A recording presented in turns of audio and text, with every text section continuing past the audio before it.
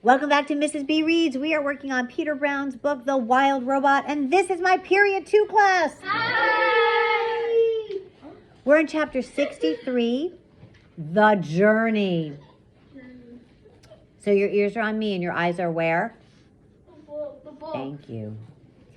After months of separation, Roz and Brightbill, mother and son, were together again. So whose journey are we hearing about? Brightbill. Go ahead. Brightbill and Roz. You got it. Nice job, Andre. So we're learning about Brightbill's journey, okay? And they had so much catching up to do. They went into the nest and the robot built a fire. Then the goose gazed into the flames and told the story of his winter. This is what he said. We spent the whole first day of our migration flying over the ocean. It seemed like the ocean would go on forever, but just when the flock was getting tired, Longneck pointed to some tiny islands on the horizon. We flew down to one of the islands and ate dune grass and rested our wings. After a few days of hopping from island to island, we reached the mainland and continued over fields and forests, and then the snow began to fall. I had never seen snow before, and at first I thought it was beautiful, but it just kept coming. The others explained that the snow was early, that we were never supposed to see it, but there it was, piling up around us as we tried to sleep at night. Longneck worried that the weakest geese wouldn't survive, and he was right. We lost old Widefoot to that very first snowstorm. We tried to fly around the snowy weather, but we got completely lost, and the weather became even worse. Lakes and ponds and rivers began freezing over. We couldn't find food or water, so we ate snow, and that only made us colder. We had trouble cleaning ourselves, and our feathers became dirty and heavy. The flock was in bad shape. But Longneck kept us moving. "We are geese," he squawked, "and geese keep going." One day, we were struggling through a snow shower when we saw something called a farm. It had perfectly square fields and enormous buildings. And stomping her way through the farm was a robot. She looked just like you, Ma. Longneck sent me over to speak to the robot, but I couldn't understand anything she said. So I just followed her through the farm and around a corner, and then I saw something I never expected.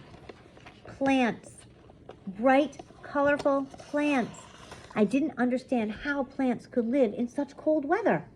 But then I saw that they were actually inside a building. I learned later that the building was called a greenhouse, and it had clear walls made of something called glass. The robot pressed a button on the wall, and a door slid open and warm air kept rushing out. Thank you. I hadn't felt warmth in so long that I just had to follow her inside. Ma, it was like summer in there. The air was warm and sweet and sticky, and there were rows and rows of different plants. The robot didn't pay any attention to me, so I wandered around the greenhouse, nibbling on leaves and drinking from puddles. Then I heard a scratchy voice behind me. "If I were younger, I would have you by now." I spun around, and there was an old cat. She walked on stiff legs, and her fur was gray and clumpy. The cat's name was Snooks. She didn't seem very nice. But then she saw the other geese out in the cold with their faces pressed against the glass, and she told me how to open the door. "You can rest here," said Snooks as the flock hurried in. "But stay out of sight. The humans aren't as friendly as me." None of us knew what humans were, but we didn't care. We were just happy to be out of the cold. Loudwing was so happy she cried. The flock drank and ate and bathed and slept and stayed out of the way. Snook showed us where to leave our droppings so they wouldn't be noticed. And for a few days, the greenhouse was our home. Once or twice a day, the robot would go outside and return with a box or a bag, but most of the time she stayed inside and quietly worked on the plants. There was a barn that I just had to explore. It was filled with animals and machines and piles of straw and two robots. One robot was fixing a broken door when I walked in. She was using a loud spinning tool called a saw. She pushed the saw through a long piece of wood, and dust shot into the air. Everything was going smoothly until the saw suddenly lurched forward and sliced right through 3 of the robot's fingers. But she was fine. A minute later, there was a thwip sound as she popped on a new hand. Then she went right back to using the saw again. The other robot worked with the animals, chickens, sheep, pigs, and cows. They were all in cages. The chickens kept asking me how I had gotten out of my cage. I was explaining that I never had a cage when I heard panicked squawks coming from the greenhouse. I ran back and found that a human had discovered the flock. We didn't know what he was saying, but he looked really angry. Longneck tried to defend us. He got in front and spread his wings and honked, but the human wasn't afraid. He pulled out a shiny stick and pointed it right at Longneck. Snooks hissed, "Look out, he's got a rifle." Suddenly, a bright beam of light shot out from the rifle, and Longneck slumped to the floor. He was dead, Ma. The flock was so scared. We fluttered around and honked and knocked over plants, but the human kept moving toward us, pointing his rifle.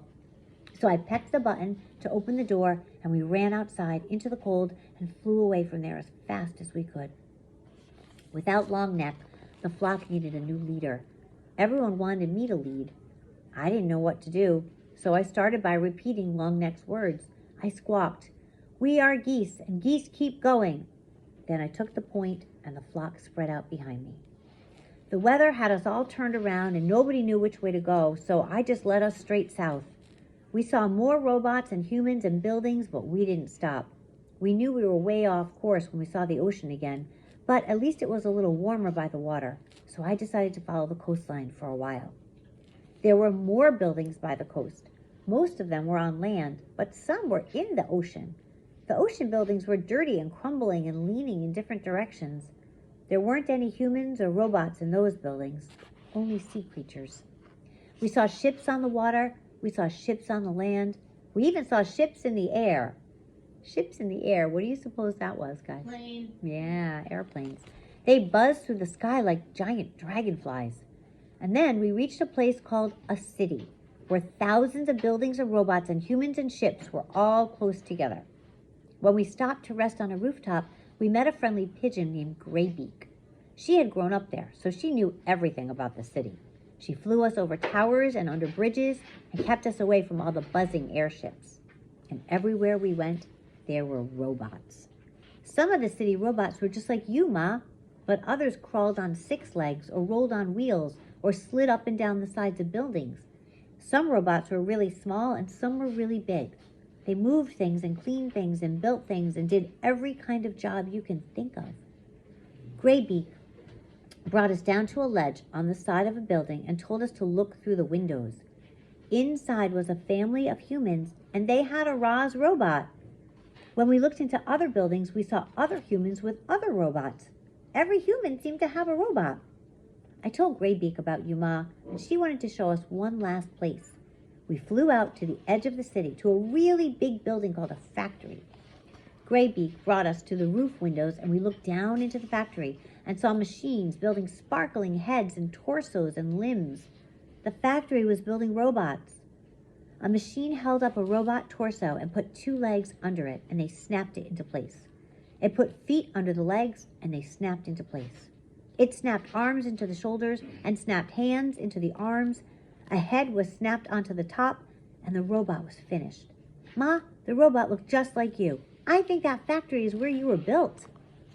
I wanted to watch more robots being built, but it started snowing again, so we said goodbye to Graybeak and continued flying south. We saw fewer robots and humans and buildings and ships. The air became warmer, and the snow disappeared. We started seeing other flocks of geese in the sky, so we followed them to the middle of a wide, grassy field where there was a lake and hundreds of other geese.